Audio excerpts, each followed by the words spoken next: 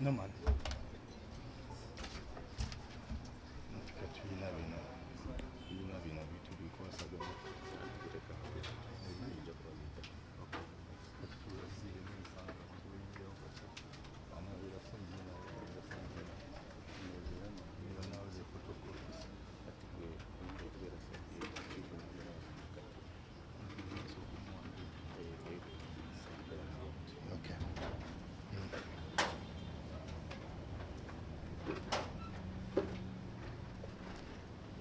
Good morning, ladies and gentlemen. How was your weekend? Oh, that's great. Are we set? Okay.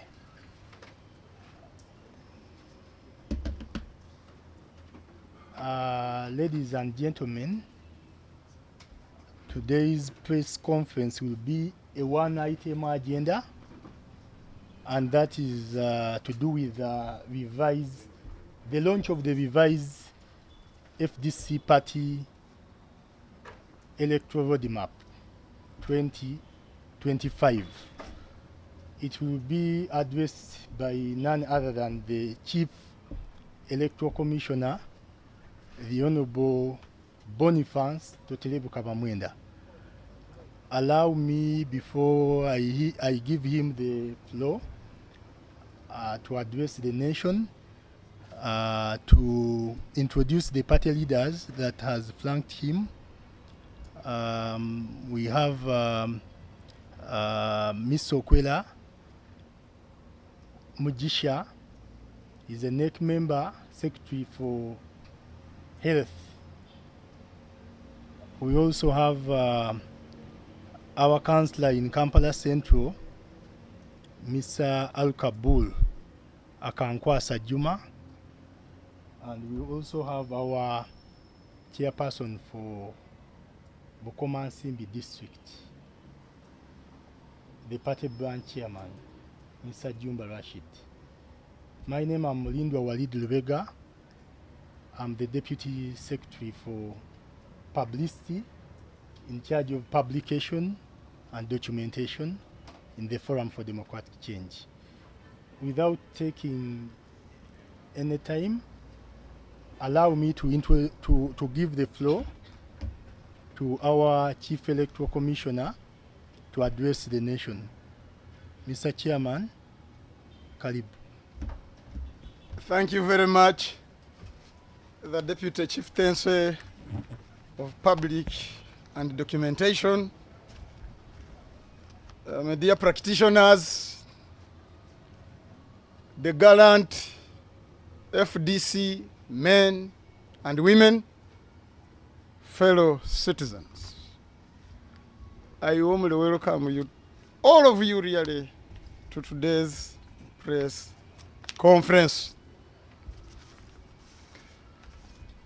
Following the 252nd NEC meeting, which adjusted the current FDC roadmap 2024 to 2026, the FDC National Electoral Commission held a meeting on Friday, 28th March 2025 to that effect and made the necessary adjustments.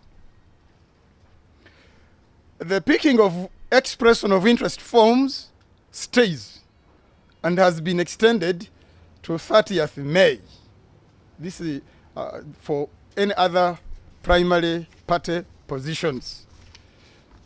But for the presidential flag bearer, the picking of nomination forms will be done on the 30th and 1st of May. That means Wednesday and Thursday. You pick nomination forms. So the expression of interest for presidential flag bearer, you can still express, but nomination will be on Wednesday, April 30th, and Thursday, the 1st of May this year. Nomination will be done at party headquarters, and this will be done on Monday the 5th and Tuesday the 6th of May. When you pick a nomination form, you indicate the position you want. That is presidential flag bearer. You put your surname and other names. It contains where you have to fill, indicating the village, constituency, district. You also indicate the date of birth. You sign as an aspiring candidate, and the date is fixed. This nomination is handled by the Chief Electoral Commissioner, who becomes the returning office for that exercise. So on that form, the Chief Electoral Commissioner also signs, then puts the date. We put the seal on the form, and there is also space for the commissioner so that even the date is indicated. And you are issued with a certificate of nomination declaring you a duly nominated candidate as per Article 29,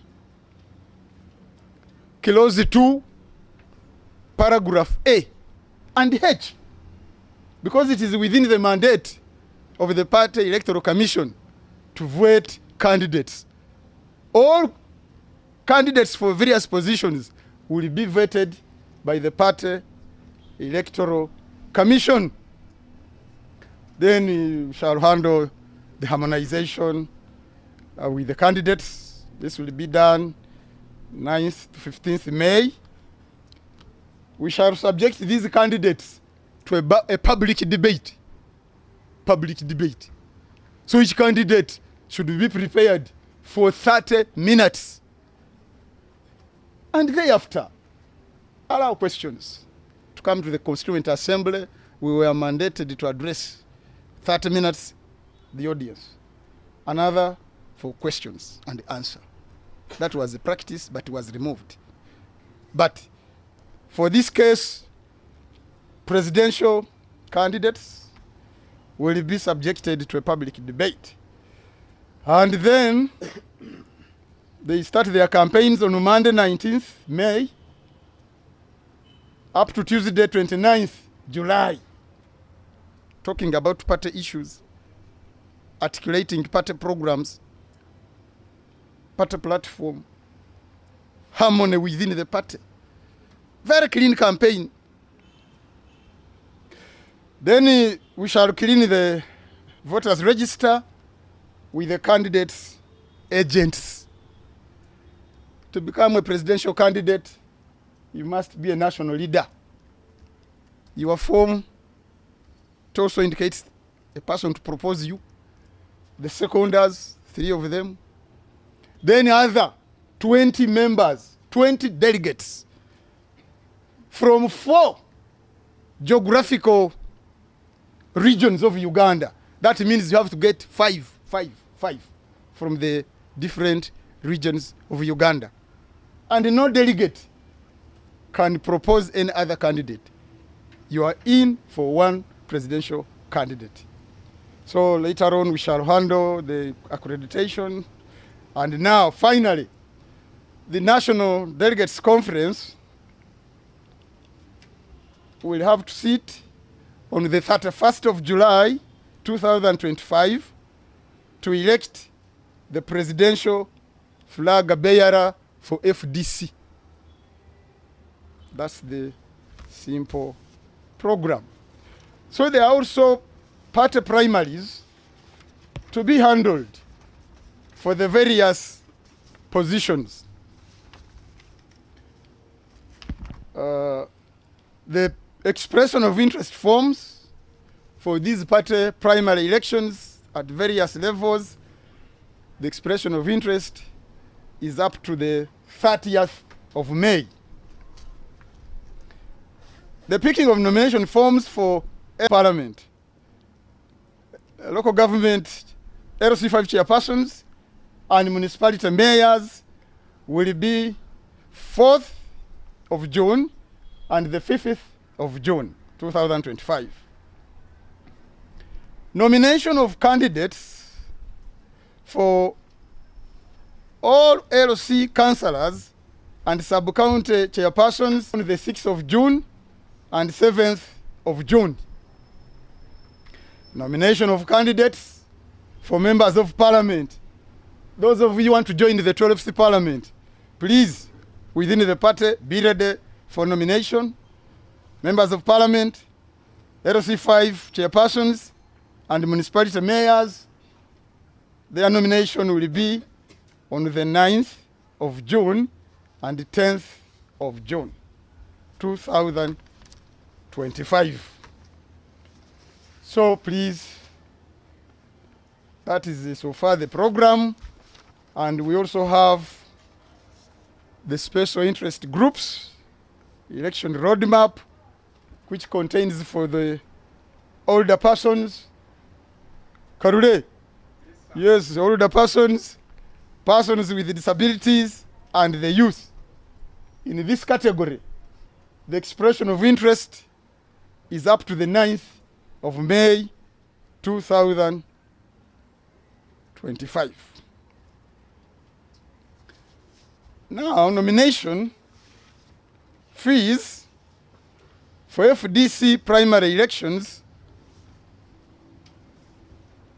party presidential, standard flag bearer, 5 million. Only. Yes. Members of parliament, 1 million. Is it 10? 1 million. 1 million. 1 million? 100,000. Surely? Okay. 100,000.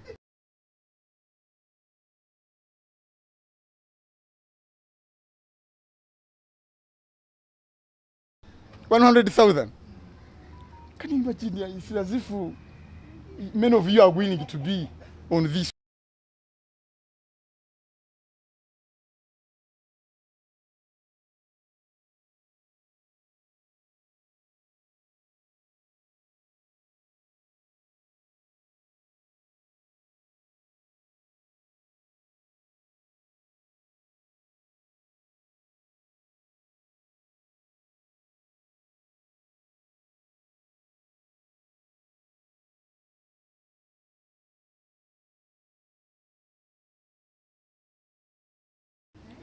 Free. National ID.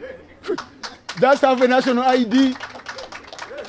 You are a party card holding member. Then you become a candidate for the councillor. LC3, LC4, LC5. And really, that's what is agreed upon. So, media practitioners, the garant, men and women of the Forum for Democratic Change. The ball is in your hands. You are free to engage in this exercise. You are a party card holding member. You have a NIN number. You have presented all this. And then you defend now the party. as we go in the general election. It's a very simple exercise. The FDC members, and especially candidates, have been the best qualified. And I appeal to you Ugandans, not always to lose this chance by voting not wisely. You see, when somebody presents himself and on the ballot paper appears with a key, you must know that candidate has the capacity to open up all these offices I have mentioned. The office of the high office of the President of the Republic of Uganda, the state president. If the FDC was ever state president, this country would be moving better. For a member of parliament, for district local government, for Lord Mayor, municipality mayors, chairpersons, district local governments, for councillors, really. If you say I'm FDC, LC3, LC4, LC5, which is free of charge? And LC1. Yes. That's a very powerful position. So please, members of the Forum Democratic Change, wherever you are, vie for all these positions. I thank you very much. Thank you very much, the able chairperson of the Electoral Commission, for the wonderful, comprehensive, revised roadmap. And I hope Ugandans who are following us out there are now sure that the FDC does not exclude Ugandans. It gives you a platform to compete, and the process is very affordable to everybody. Allow me to invite questions and answers from the media practitioners before we switch on to Uganda. Any question, any clarity? Are we okay with the roadmap? 100%. Yes.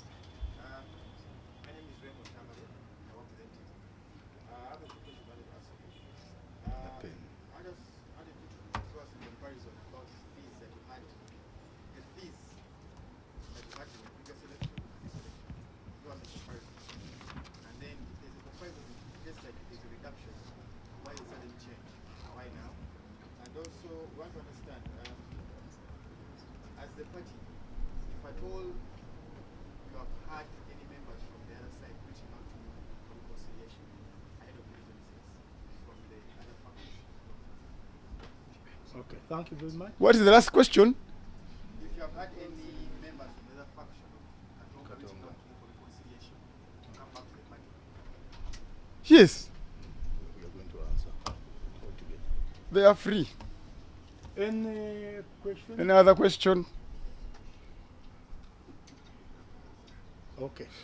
So, May I- Mr. Chair, before you come in, allow me to introduce the Honorable Wante Jamal. He's our party national vice chairperson in charge of Eastern Region. Honorable Wante, you're most welcome. Mr. Chairman. Thank you very much again, Deputy Chief Counsel of Media and Documentation.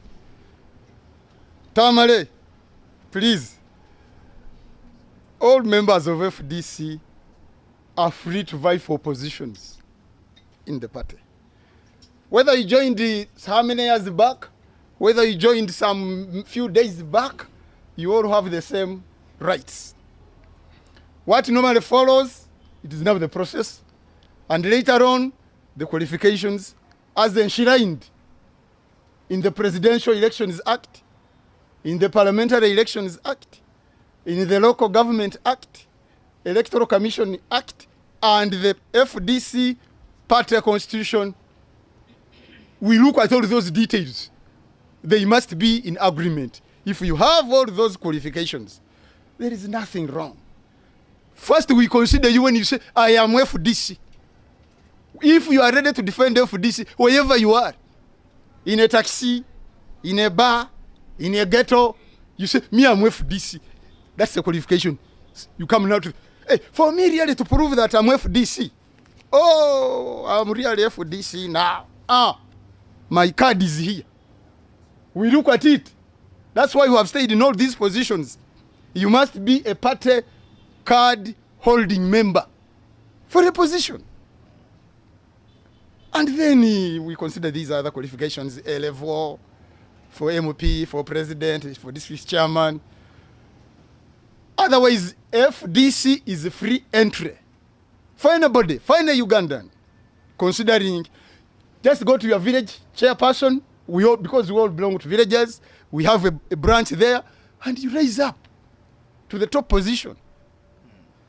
So, as regards our fees, some fees have remained the same. Others have been reviewed, others have been removed. But for really a president, a serious president, even in their previous election, for presidential election, the fee was 5 million. We have maintained it. So there is nothing to worry about nomination fees. They are really cheap. They are really attractive for most of our members to come and compete. Any other question? Why the sudden change? The question. Why the sudden change? Well, the sudden change in certain areas, it depends on situations. Many of our people, many Ugandans are facing financial hardships. So really, that's why we had to reduce. Maybe on that particular, my name is Daniel Kizet from NTV. On that particular issue, are you at liberty to tell us what positions got their fees sort of adjusted? And if you say 100,000 per member of parliament, even yourself when you're telling us you were some sort of... Surely, I'm also surprised, don't you see it? They can also be possible for Daniel. Because the other time it was a bit higher. That's why in all these nominations fees, they really surprised. And so my question is, are Yes. you doing this, is this a deliberate move by FDC to offer as many MPs as possible? Is that... Well, if it can score that, that would be an achievement. If it can score to that direction, that would be an achievement. Because you can disenfranchise many members in some of these positions. But now when you reduce, because you're the state president, that's a different matter. 5 million is too much. But councillor, what, no money, MP, chairman of the district, if we reduce, that one is really affordable. My name is Dan. I am in NBS TV. It's about the same as my NTV colleagues. What support do you offer to the flag bearer regarding the nomination fees as well? Because someone may say, paying nomination fee may be expecting that I'll be supported in return. All those details are determined by the party National Executive Committee. But otherwise, where possible, some assistance is given. We have been providing that assistance. Campaign materials, posters, T-shirts, nomination fee. We have been doing it. Any other question? Shall come to you personally because Who? To who? yeah, because what I wanted is this. For example, if you say someone traveling from Kampala to Bahara has been paying 50,000, now they're going to pay 20. If you say the presidential has not changed, MP last time was paying how much and this time is paying. That's it. I just want to understand. But you just rub it into the Last global election, thing. we never had the nomination fees. We were just Just give a introducing figure. Last election was this. categories. This time is this. Well, in the previous nominations, some didn't have the nomination fee to that extent. When we say so, it has come to the right time. But it's not a threat. I don't see why you are thinking that 50 or whatever amount it is a threat. This is not a threat compared to other institutions. It's just a commitment, a token, because of this small stationery we are using. How much was Nothing. There was nothing. Even MPs are not paying. Yes. Yes. Yeah, So they were not paying. he was. So we are introducing this innovation in order to bring about commitment within the party. Secondly, in many areas, we are going to organize primaries. And the party needs money to organize primaries where we have more than 2 candidates. So the party needs money to sustain it. FDC is built by members' contribution. So we don't expect money coming from heaven to sustain this party. The money that sustains the party, it is membership subscription. And therefore, we are going through an election to get money that will sustain us into this very important exercise as we go to 2026. Is there any question? Okay, let's cross over to Uganda. Wekitiibwa Toterebuka Bamwenda, abantu ba Ssaabasajja Kabaka baagala oyanjula enteekateeka yaffe Ssejjoloola mu lulimi olunabuddu. Abantu ba Ssaabasajja Kabaka, bannamawulire, batakansi, mwebale okubanga tuli wamu tusoosootola enteekateeka namutayiika mu lukangaga luno gye tugenda okugoberera okutuukira ddala mu kalulu ka Kaasammeeme aka 2026. Mu lukiiko olwatuula wano ku kitebe Najjanakubi, ekitebe ekikulu ekya FDC, olukiiko luno lwali namba 252 olw'akakiiko ak'okuntikko akafuzi kayongezaamu ne kagiraagiramu mu roadmap gye tunaagoberera mwaka 2024-2026 era n'akakiiko k'ebyokulonda mu kibiina aka FDC katuula wano ku Lwokutaano ng'ennaku z'omwezi 28 omwezi ogwokusatu ne kakkiriziganya ne kateesa ne kakyenkyola bulungi enkyukakyuka zino sinziggu. N'olwekyo abo abakyegwanyiza ebifo ku mitendera egy'enjawulo baddembe okujja ne bakima empapula, era ku kitebe kikulu wano Najjanakubi okutuusiza ddala ng'ennaku z'omwezi 30 omwezi ogwokutaano. Kati okwegwanyiza entebe ey'okuntikko eya pulezidenti, enteekateeka etambula bweti. Mujje wano ku kitebe ekikulu Najjanakubi, oyagala kwesimbawo oyivuganye ku bwa pulezidenti, ojje okime empapula ez'okwewandiisa ennaku z'omwezi 30 omwezi ogwokuna n'olunaku olusooka omwezi ogwokutaano. Muzikime wano ku kitebe ekikulu. Kati empapula ezo mujja zikomyawo nga mumaze kujjuza bulungi foomu, muteekawo waggulu ekifo ky'oyagala, presidential flag bearer, kukwatira ebendera ekibiina kya FDC n'okateekawo wali ne tukalaba, n'owandiika amannya go n'amalala g'olina, n'otuteekalako olunaku lwe wazaalibwa, ekyalo gy'ova, constituency, district. Foomu eyo erina okubeerako n'erinnya lyoyo akuwaayo gwe tuyita proposer, akusembye nti ono nze gwe njagala akulembere abeere flag bearer. Kakati naye alina okubeerako n'amannya 3 wano agasekondinga agasemba.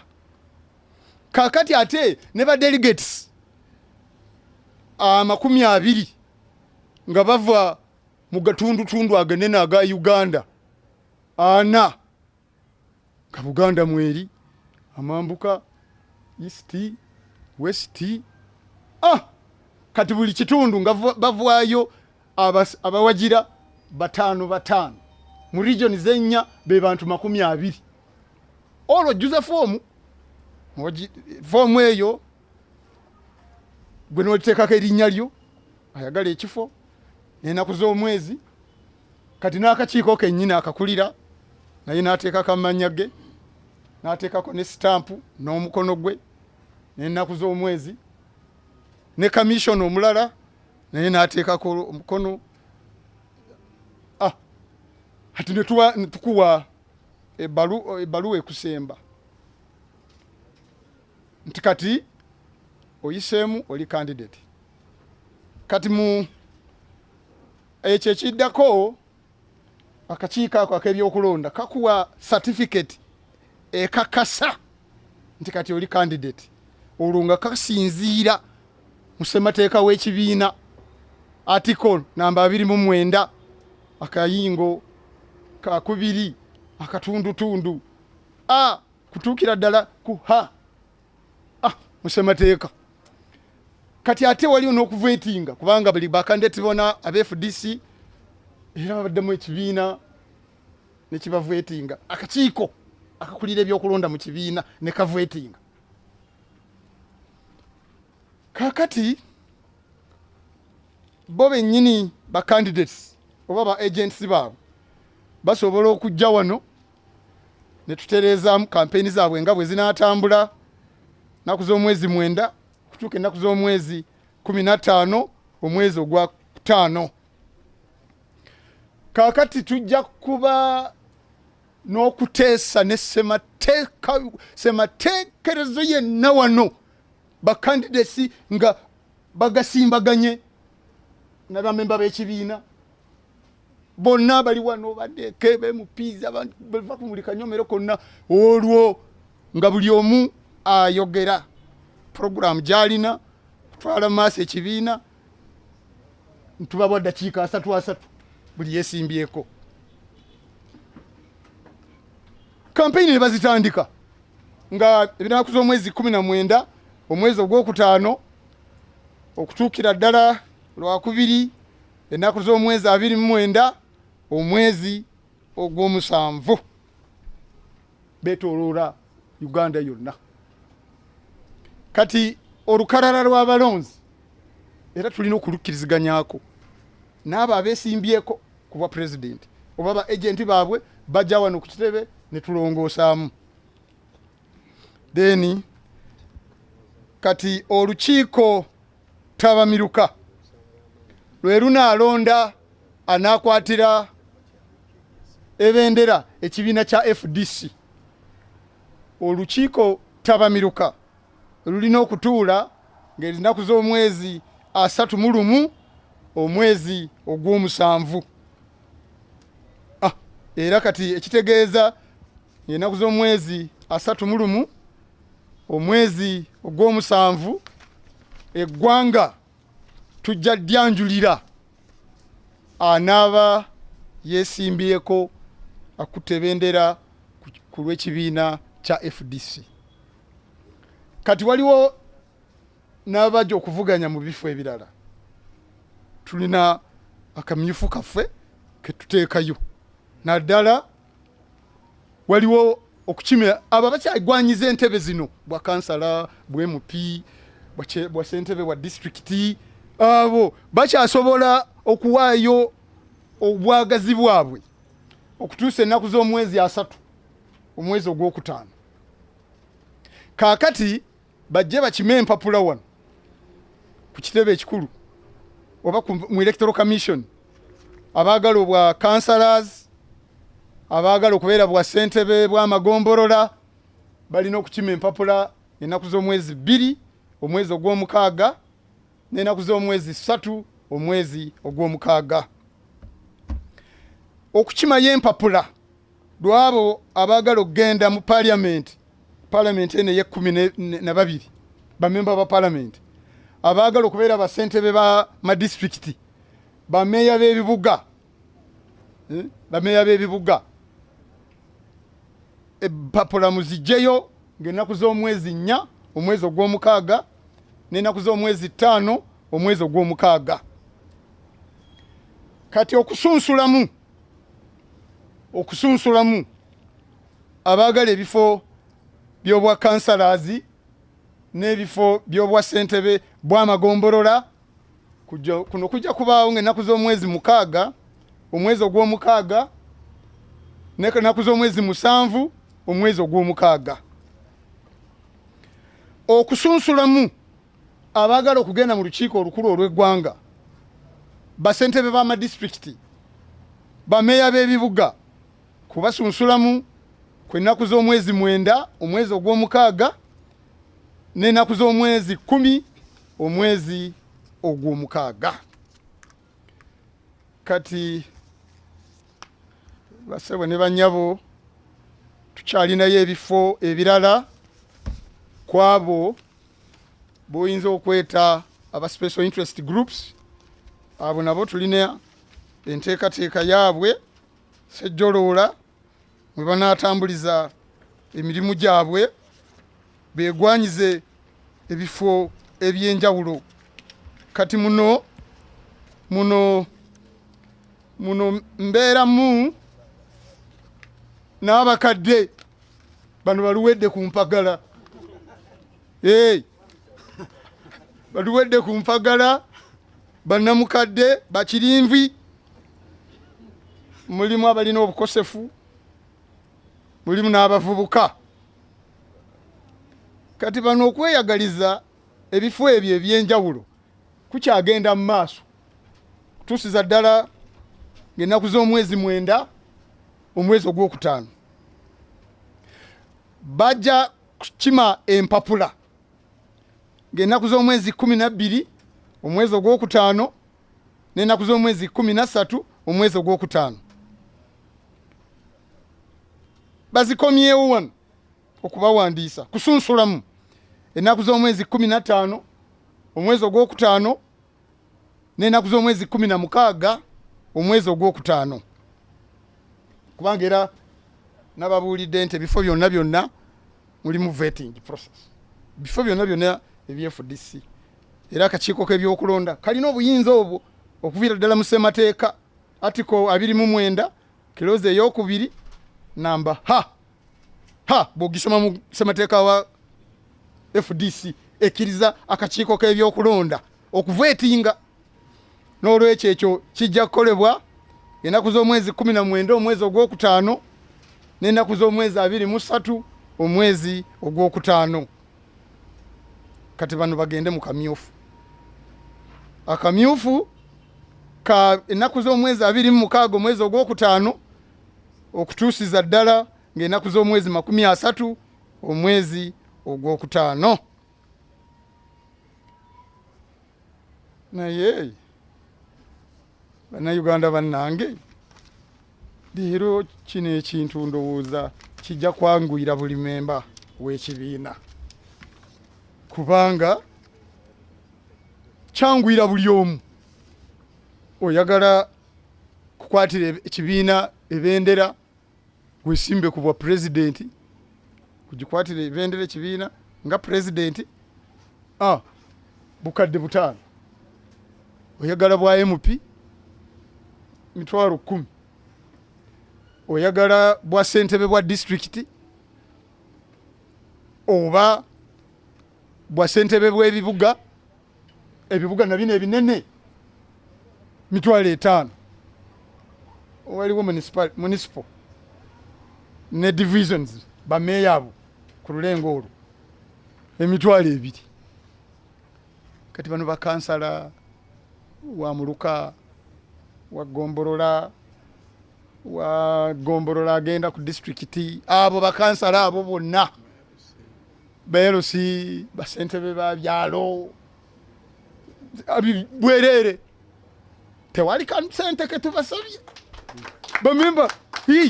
bamemba kati ffe akakiiko k'ebyokulonda kabagize mugende mwabikoeyo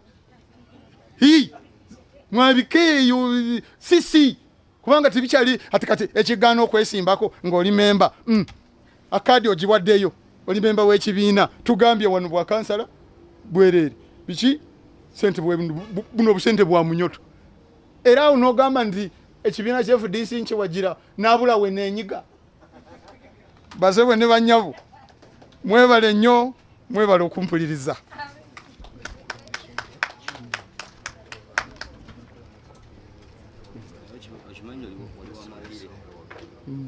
Now, ebyoluganda kale nga bwe byabadde mu luzungu kakati Ebibuuzo bani abalina ebibuuzo? ebibuuzo Nga bwe byabadde.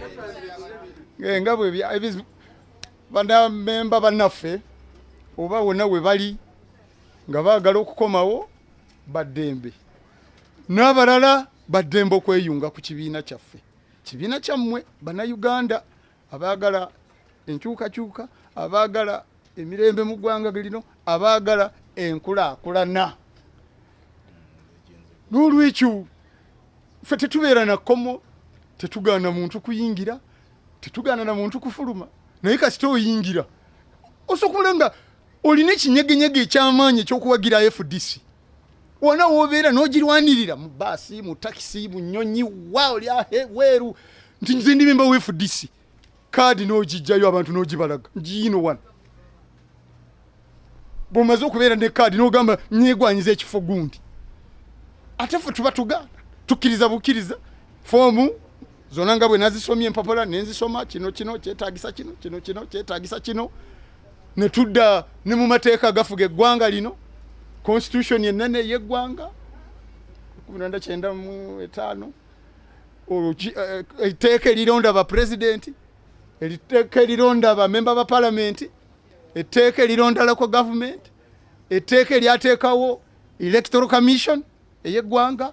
Amateeka gano gonna tugateekawo n'eyaffe ey'ekibiina constitution eyo. Bino byonna ebiraga bulungi nnyo. N'oleta empapula ne tuzitunulamu. Waliwo ebifo ebyegwanyiza sini ey'omukaaga ne sente ziri bali abalala bo basaba nneneko. Process eno bw'oba ogiyiseemu ne tugenda mu maaso ne weesimbako. Awatali byetaagisa bino era ekyo tekibeera na buzibu byonna. N'olwekyo yenna aba n'agamba nti FDC kati njagala bwoya komawo kibiina kikyo. Omanyi mu ggwanga lino mubeeramu okubuzaabuza kungi. Bannayuganda bannaffe babateeka mu olusi propaganda ne bababuulira ebintu ebimu ne bababuzaabuza, naye oluvannyuma omuntu afune ekitangaala n'agamba kankole ekyetaagisa. N'olwekyo guli waddembe okujja kibiina kikyo. Nga n'abalala abapya n'abakuze kaadi yiino wano kubanga ebisaanyizo bino byonna twabize nga biraga olina okubeera ne kaadi. Kakati esente nazo ezimu zisigaddeyo nga bwe zaali. Okuggiramu ddala okwate ebendera ogende mu kalulu ka general election aka 2026. Mwebale nnyo bannayuganda bannange. Kakati, my name is Boniface Toterebuka Bamwenda, Chief Electoral Commissioner of the Forum for Democratic Change. By virtue of the powers conferred in me, Article 29, Clause 2, Paragraph A to H of the FDC Constitution, I take this opportunity to launch the Forum for Democratic Change Roadmap 2025-2026, attached with guidelines. I therefore launch it. One Uganda. One people. One people. One Uganda. This is the roadmap 2025-2026. It's okay. FDC roadmap 2025 to 2026. One Uganda. One people. One people. One Uganda. So help me God. Thank you very much for the comprehensive address about the roadmap, and I hope our candidates out there are warming up. FDC is very open to everybody, so come and contest on behalf of FDC. The doors are open to every member and even non-members who are willing to join us. We are willing to open the doors for you so that we offer a clean, verifiable, free and fair election. Thank you very much for your kind attention, members of the fourth session. Have a good day. There is someone here who votes for Nyachitara. Can give you briefly. No problem. We are one Uganda, one finished. But he's going to do for Nyachitara, just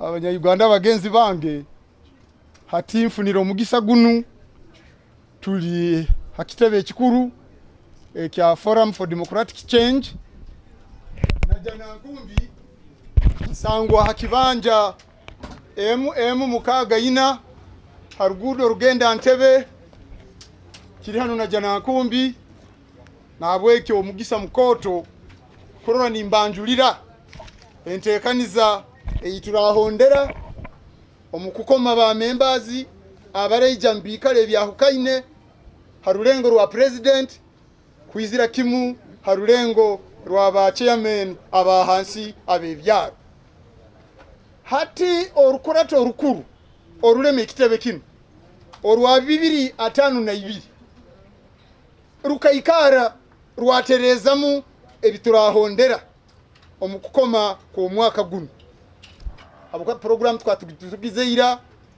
2024 kwika 2026 hati akakurato akebyo bururu akanyebembera nakakaikara hano kya katanu ebiro byokweza 28 mwezi gwa kasatu kaikiraniza nempinduka hindukezo hati abakyayenda kwesimba bikaro baina obugabe kwija bakatabare empapura kwike ebiro byokwezi 30 omwezi gwa katanu omwaka guno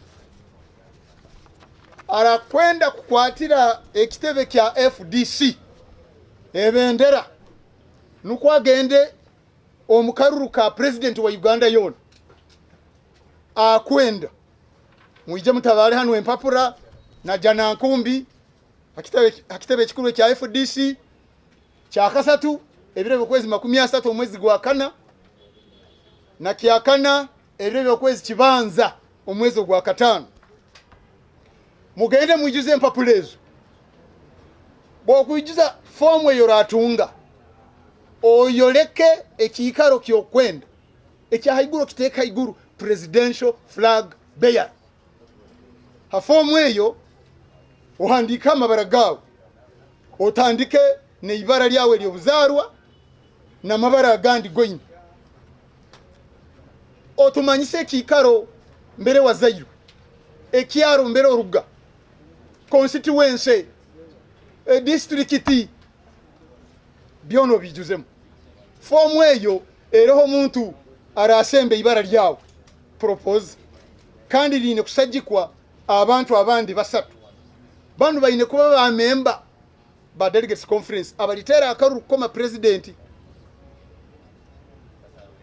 oine kutunga abakuhagira kuruga omubikaro bina ebya Uganda eruguru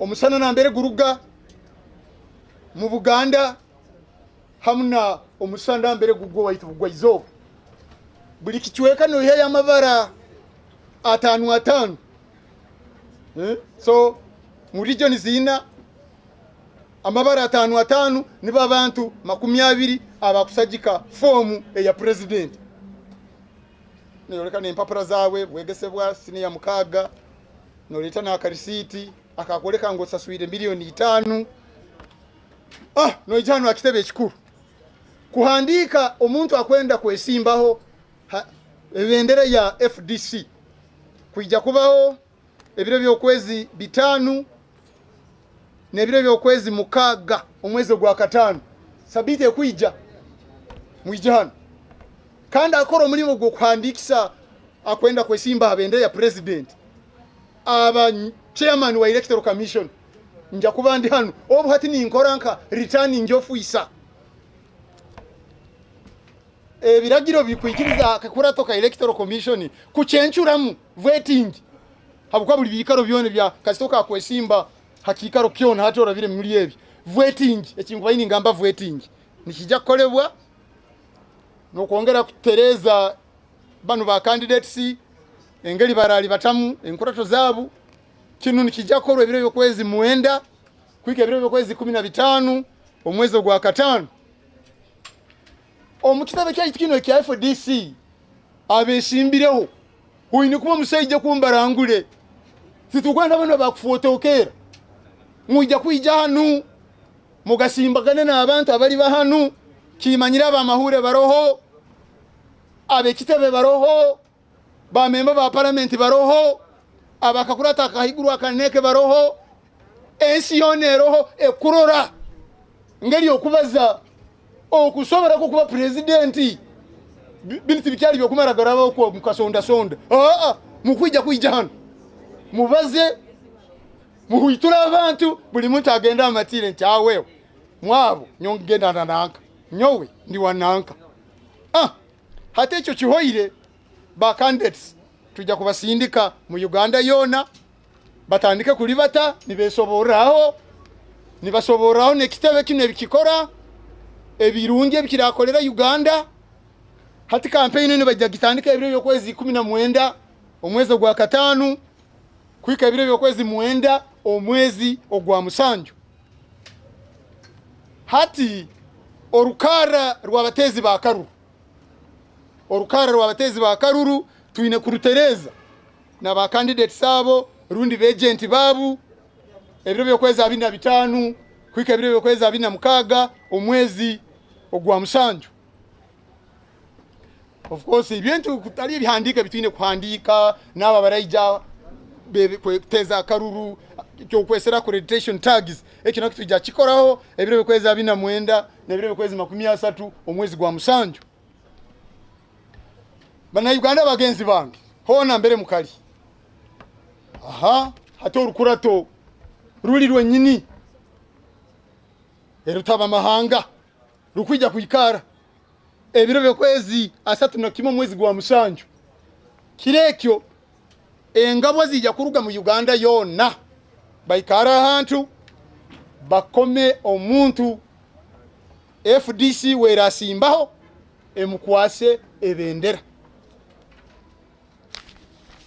ato tutwagenda twatunga president yo buyarabamu yagenda kuba president w'ihanga twine nebikale ebindi bitugenda kwesimbaho mu bikale ebindi mbagambire abakyayenda kwesimbaho muino obugabe kuba nimwoleka ngu mufunire kinyegenyege kinu muine kikora kwika ebiro byokwezi 30 omwezi ogwa katano hati nuko mutandika kwihaye empapura ezo kwesimbaho forms ezo abakwenda bwa kansala na abakwenda kuba bakuru ba magombora kinu muine kikora ebiro byokwezi 2 ogwa mukaga kwita ebiro byokwezi 3 omwezi ogwa mukaga hati kuihaye empapura ezaba kwenda kuba bakurasi omugurato rukuru orwihanga orugwato rukuru orwihanga rukwija hati rwa namba 12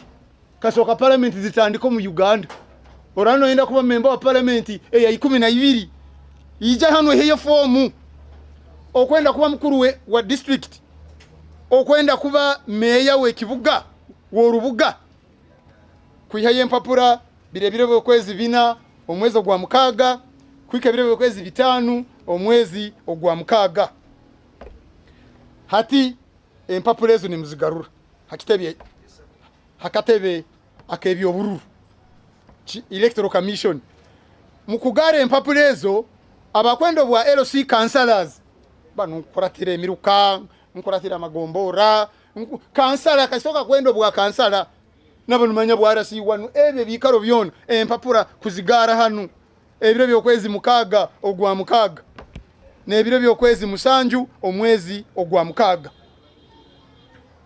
kugare empapura zaba kwenda kuba ba member ba parliament na bakwenda kuba ba district bakuru bentebe ba ma district abakwenda kuba bakuru mu Uganda hano empapula mwine kuzigarura ebiro by'okwezi 9 n'ebiro by'okwezi ogwa 6 tuine bikaro bingi by'abantu abakwenda kwesimbaho tuine banu abe bitebe ebindi ebyahukaineho ebyembaganiza hata mu bitebe bino ebya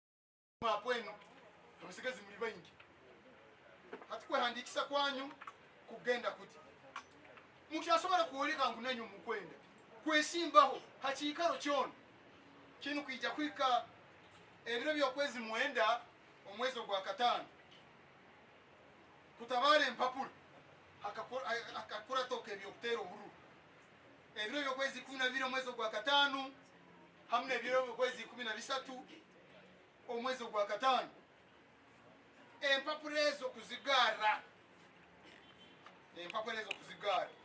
ebiro by'okwezi 15 omwezi ogwa 5 kwika ebiro by'okwezi 16 omwezi ogwa 5 ati banyayuganda bagenzi bange okusangirwe mbagambire ebikaro bino byone bitukwesiridde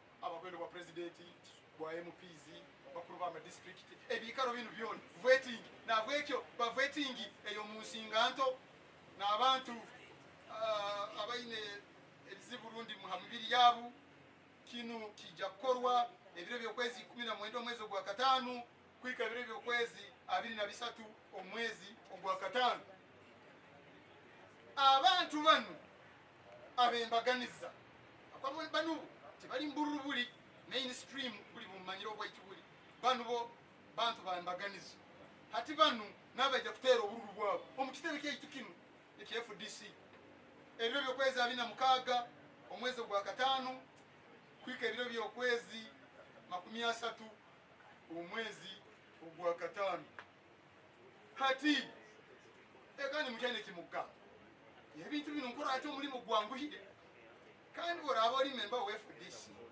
mbere okali obwire buhikire ija mukalita enu muleke kulekera abantu ebintu bino iyo mwikalo okwo manya nyonsa jike FDC orali member wa FDC hona na mbere oli otahano girwanira oli mukatalo kubaza FDC oli mutakisa okubaza FDC oli mugeto oli mukoro gwona oba mu bugenyi hona oli noga ndi musajja wa FDC bali ginsaramu hata obwire buhikire kurwanira ekitebe kyabo borano enda kwatebendeye bwa president buli bukaikuru butano borano enda kuba mukurasi borukurata urukuro rwihanga eri mitwaro 10 borano enda kuba mukuru wentebe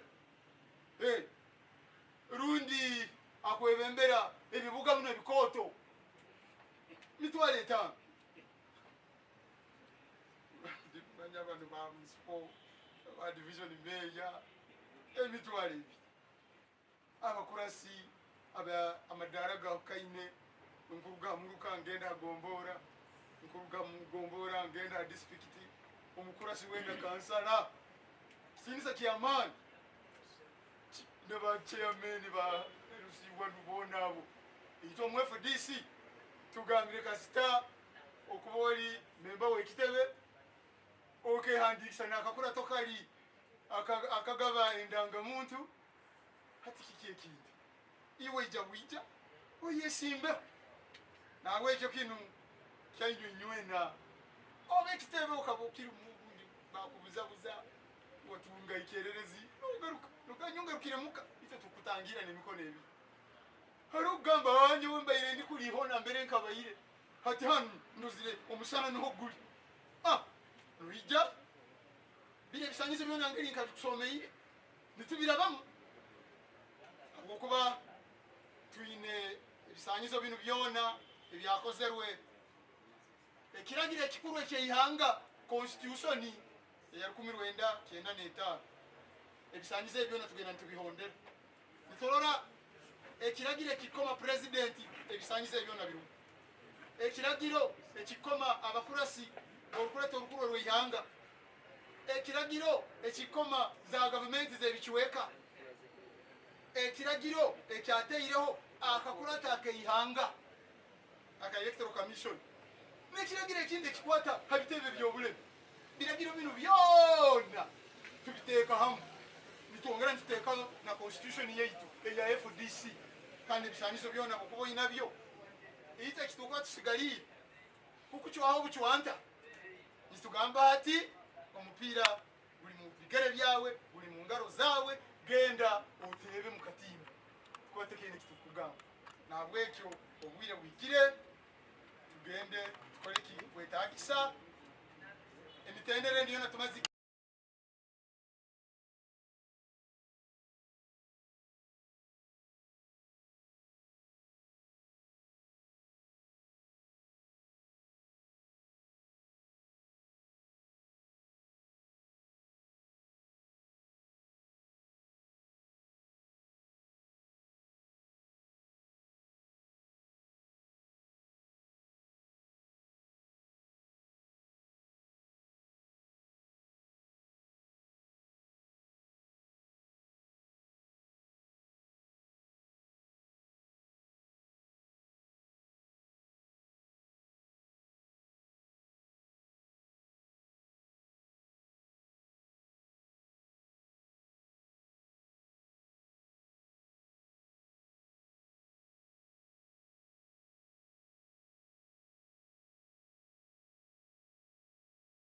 ibiri hariyo n'akalaini kandi a kwikaha namba ya ha kampera kimwe obusobozi kuba ninyebembere ebyobururu omu kitebe kya FDC nabwekera omumaani ago agakumpeba constitution nintwara omugisa guno kubanjura enteekaniza n'emiribatire y'ekitebe kya FDC kyerarabamu omukaliitanga eno yakarulu ekitabu kinu kikoleka ngeri turalibasa ebyokukoma tutandika n'omwaka gwa 2025 kwikira kimwe butulimaliriza n'omwaka 2026 nabwekyo ekitabu kinu nkibolekere nkitandikisizeho hati ati kisigalire inyo ba members ba FDC kukola ekintu ekikwetagisa nukwo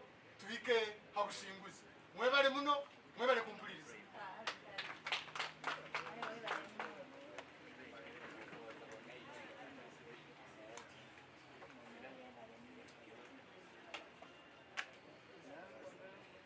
well picking of nomination cards, picking of nomination forms is going to be on Wednesday this week and Thursday this week.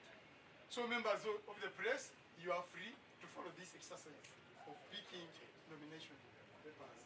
Of course, next Monday and Tuesday, that's when the nomination exercise will kick off. So you are very much welcome to follow this exercise on a daily basis. I thank you very much. Thank you for your kind